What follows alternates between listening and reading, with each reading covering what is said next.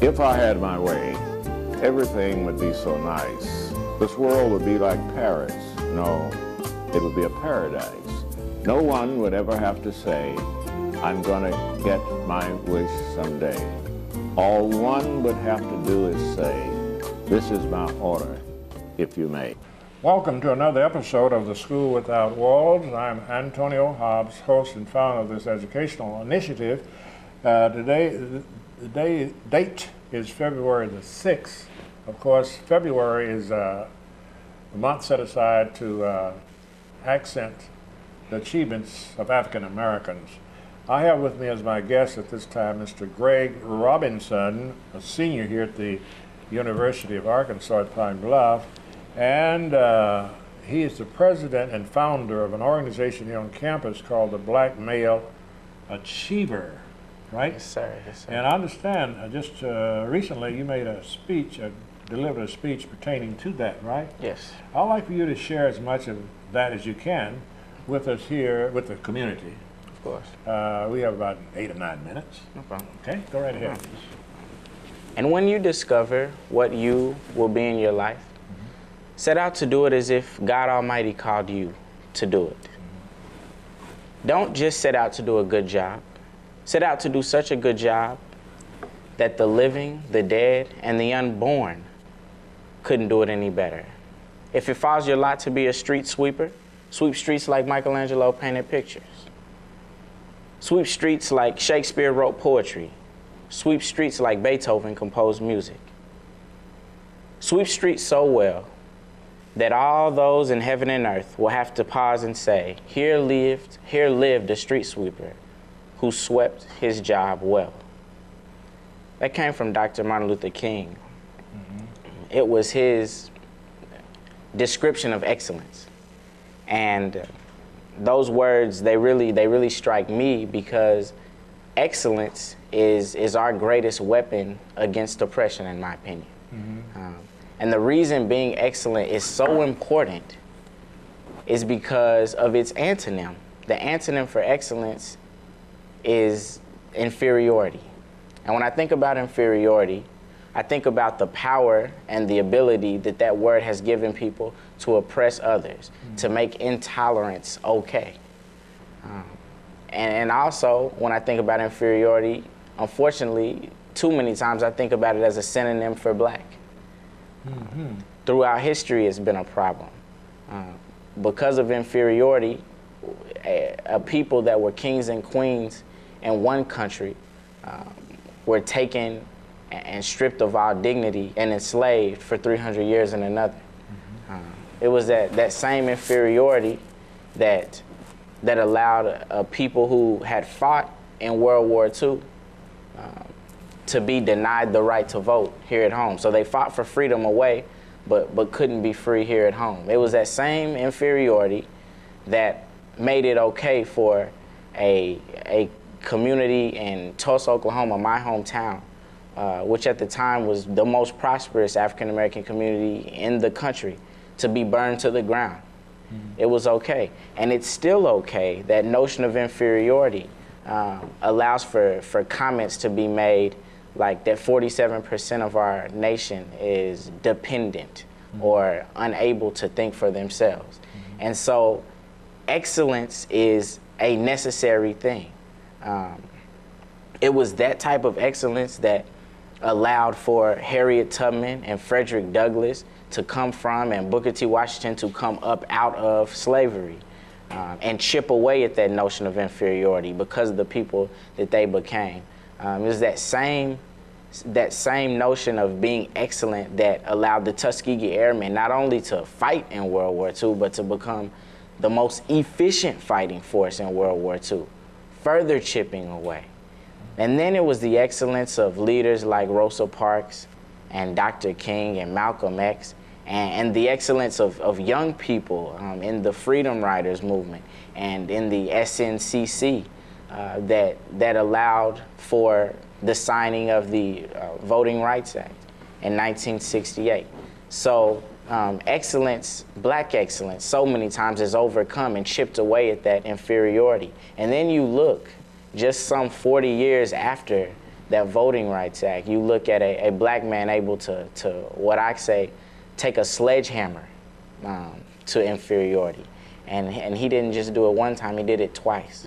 And so being excellent, as Dr. King said, and actually as Booker T. Washington says, doing something common in an uncommon way. It doesn't take doing some magnificent thing. All it takes is being whatever that it is that God has called you to be, being the best of that. And if we all do that, then it is impossible for someone to deny you. I believe it is Romans where it says that no weapon formed against you will prosper. So that was basically the gist of my presentation. It was done, like I said, to a group of high schoolers. Now, I noticed in your presentation you mentioned the person who had made used the term sledgehammer, but you didn't call his name. I'm sure you're referring to President Barack Obama. Yes. So you left him out. I want to make sure that the public, especially the young public, understood. Now, we should have 2 minutes more, so just speak from your heart to the young people, keeping in mind the purpose of this program is educational. Of course.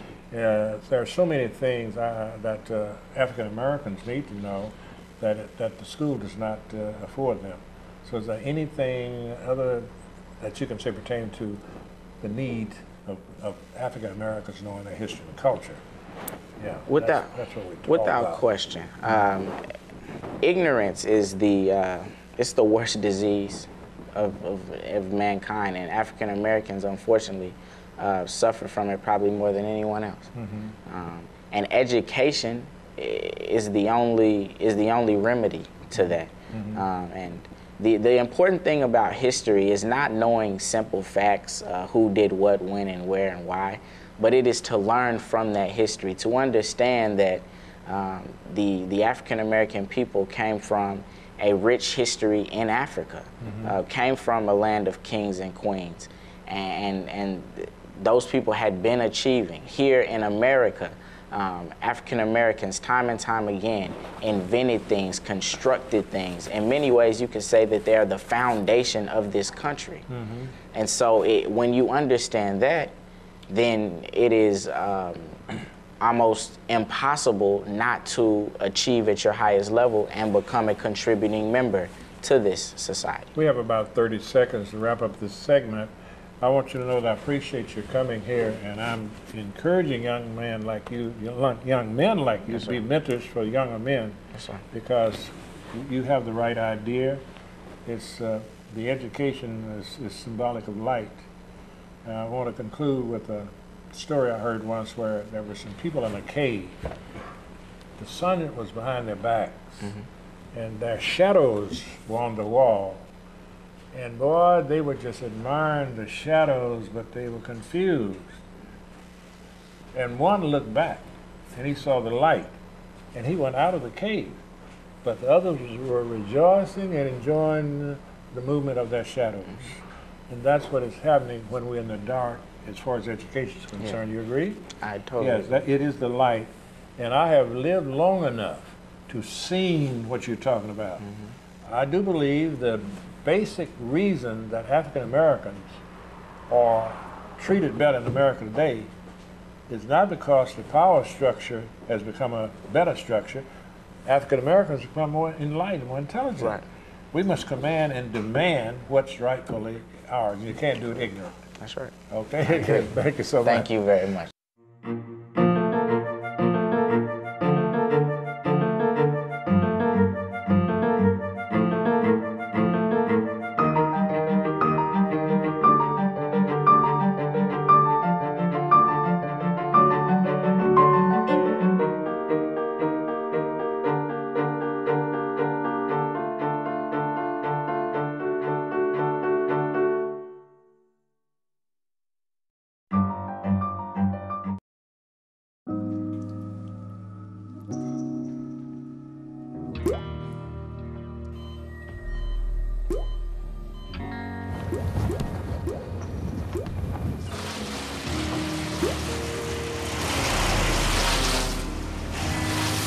There are a million places you'd never consider texting.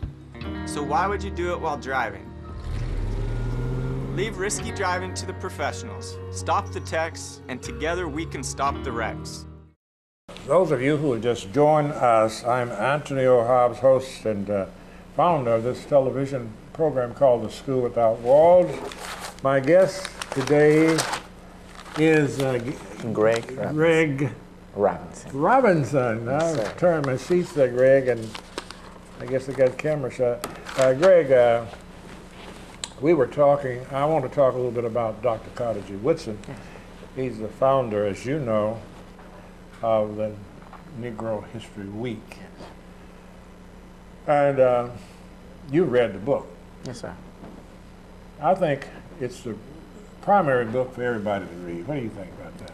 Oh, I definitely Yeah, there are agree. many books, and I like to, before we could continue with him, I want to ask you, are you familiar with The Stolen Legacy, written by Dr. George James? I am not, sir. Okay, and there's another one, Burnt Faces of Africa.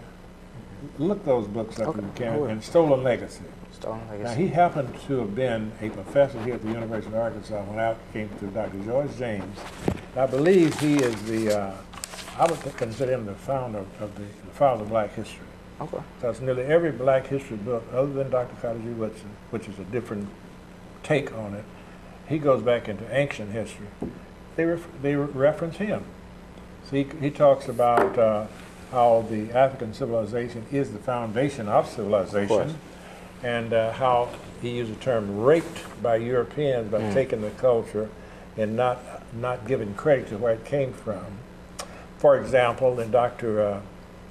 James would say now, in studying European world history, you correct me if I get these scholars wrong, we start with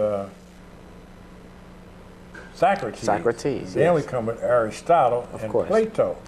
And he said, now, the European writers though, one day, Socrates just woke up educated, right? That's exactly just right. woke up educated one day and started teaching others. But he had gone to school, but there weren't any schools in Europe that he could have gone to. So that would cause one to wonder, where did he go? And he found out where he went to Alexandria. That's right. In Africa. That's where he got his foundation, you see, and so forth. He was a great philosopher, but he was simply passing on. And we have other scholars, that even European scholars that are contemporary, that are saying that the Greek civilization was predicated on the Egyptian civilization, which was the only Africa they had at that time. Yeah.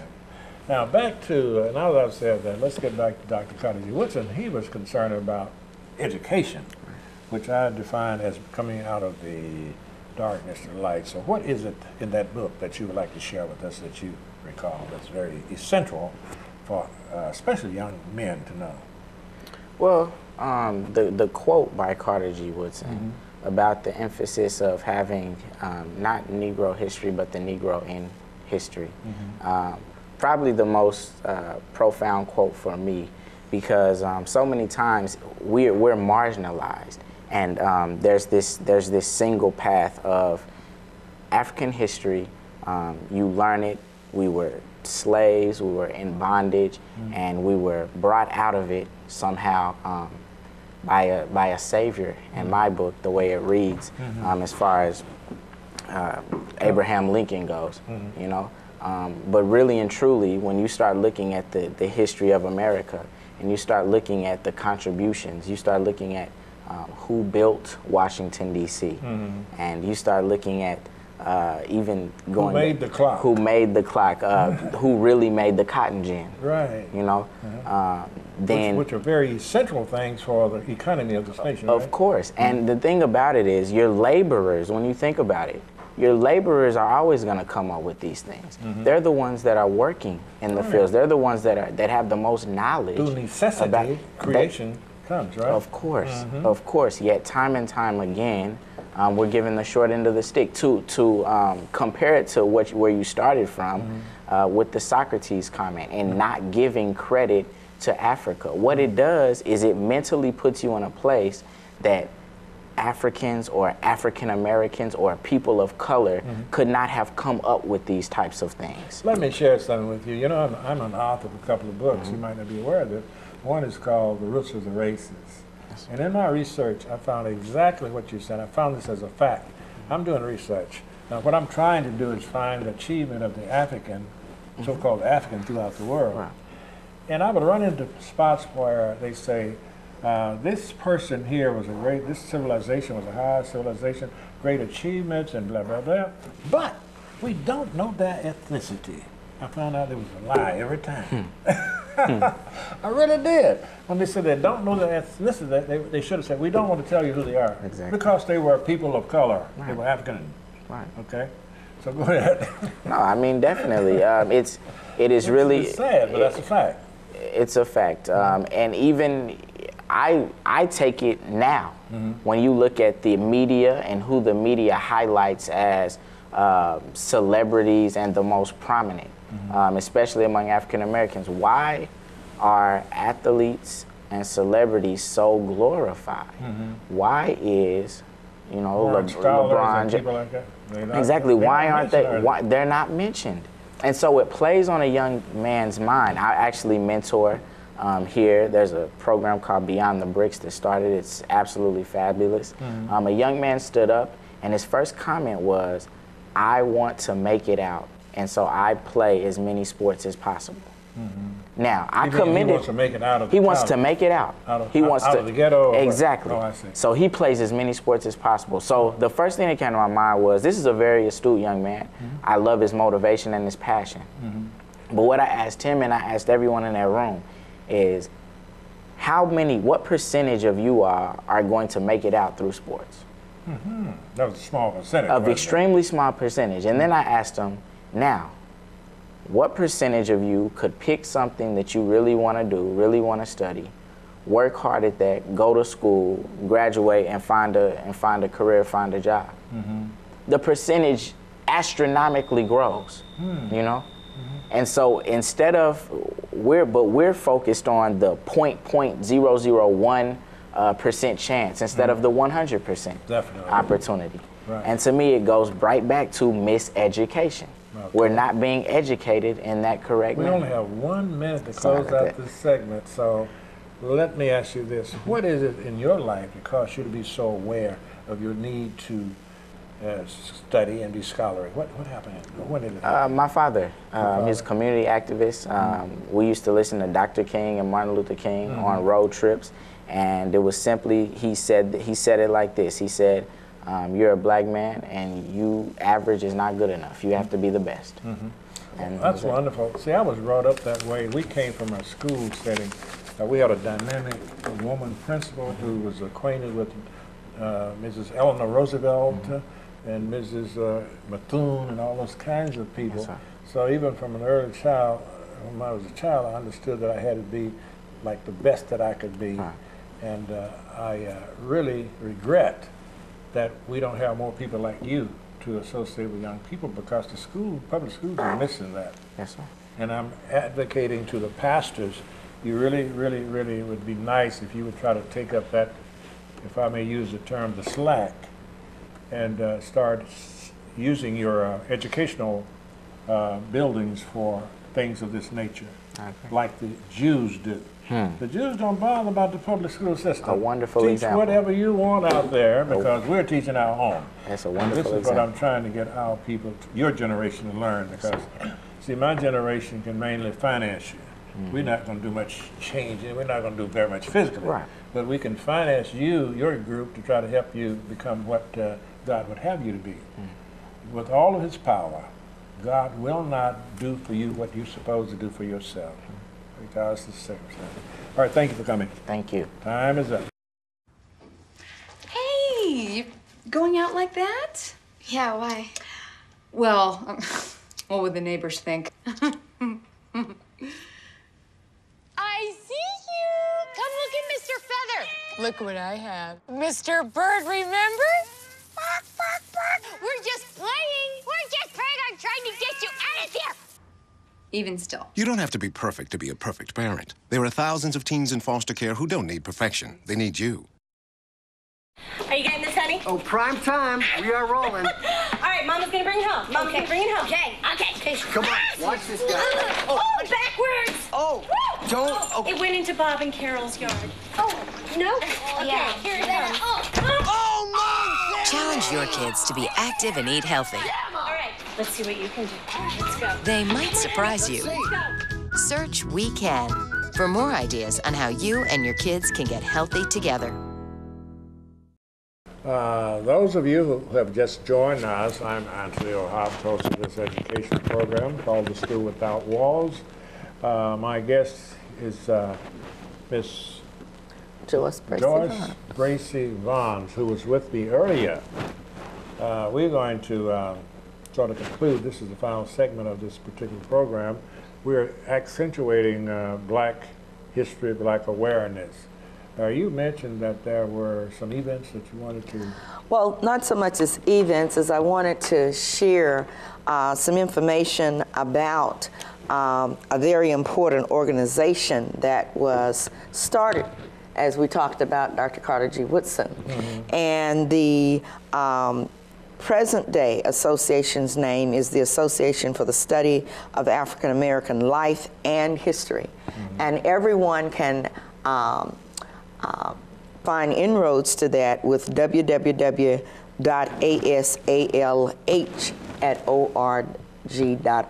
Mm-hmm. And the organization is important because every year this association creates an annual theme for the study of African American history. Mm-hmm. And this year's theme is at the crossroads of freedom and equality, the Emancipation Proclamation, and the March on Washington. Mm-hmm. Two very important impacts mm-hmm. of African American history. Mm-hmm. So throughout February and throughout the year of 2013, the association is highlighting this 50-year history of the March on Washington mm-hmm. and this 150-year history of the Emancipation Proclamation. Do you have any knowledge of when this organization was founded? I know it was started by Carter G. Woodson, and I'm not remembering the year. Mm-hmm. Okay. I know it came to my part of mm-hmm. the state. I'm from Marianna, Arkansas. Mm-hmm. And quite some time ago, because we had an organization down there. Do we have one here at Pine Bluff? Not to my knowledge. Not to my knowledge. I have been online mm-hmm. trying to secure additional information. I have joined their website and receiving now information from them, but I do not have a local contact. But I'm not certain if that's just because I haven't received it yet.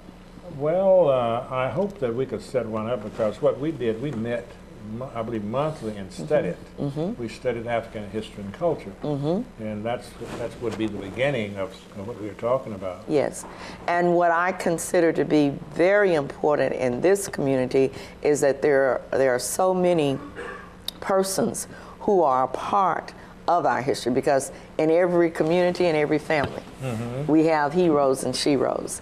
And we want to make sure that those persons, even though they may never make it into a history book, mm-hmm. that their names are called somewhere. Mm-hmm. So my advocacy is that within our churches, within mm-hmm. our local communities, within the NAACP, within other organizations throughout the communities, mm-hmm. that we will lift up the persons whose names will never make it into the history books. We all will forever remember Daisy Bates. I have several of her books, mm-hmm. but there are persons. I did meet her. I did get to meet Mrs. Daisy Bates, and the very unique piece of it is that I met her outside of Arkansas when I was living in Ohio. Oh, exactly. And it was just a phenomenal experience to mm-hmm. meet such a legend. So I am just very much in support that within our communities, within our churches, within our families, that we are about the business of lifting up the heroes and sheroes. We only have 3 more minutes. Let mm-hmm. me mention this.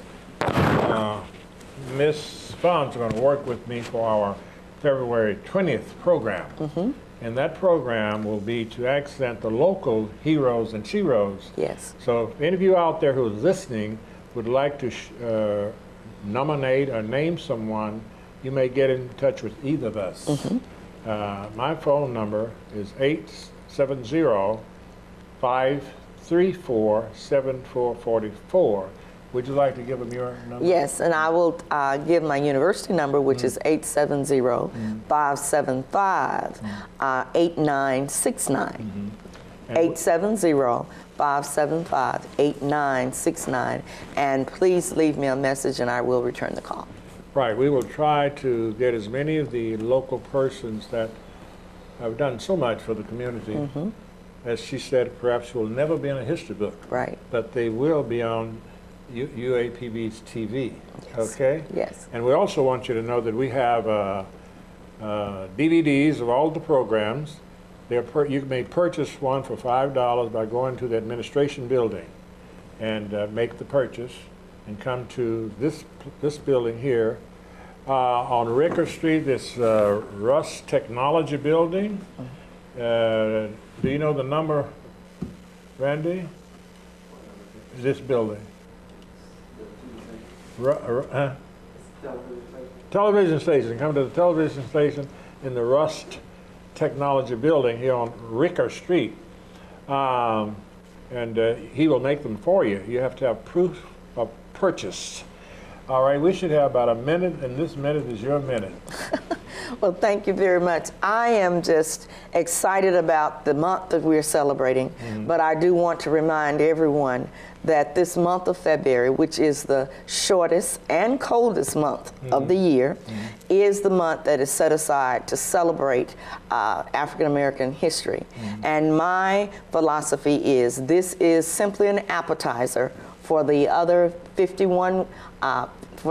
11 months of the year, as well as for, in an analogy of food, this is the appetizer for the full course meal that you get 365 days a year. So I do hope that everyone will make it a point to study their history on a daily basis. And we're asking our pastors to please consider this when it comes to your educational building. We have persons here in the city that will be glad to give their time that your children might learn more about themselves. Again, thank you for being with me. Thank you. May the good Lord continue to bless you and keep that spirit in you. Thank you. Okay?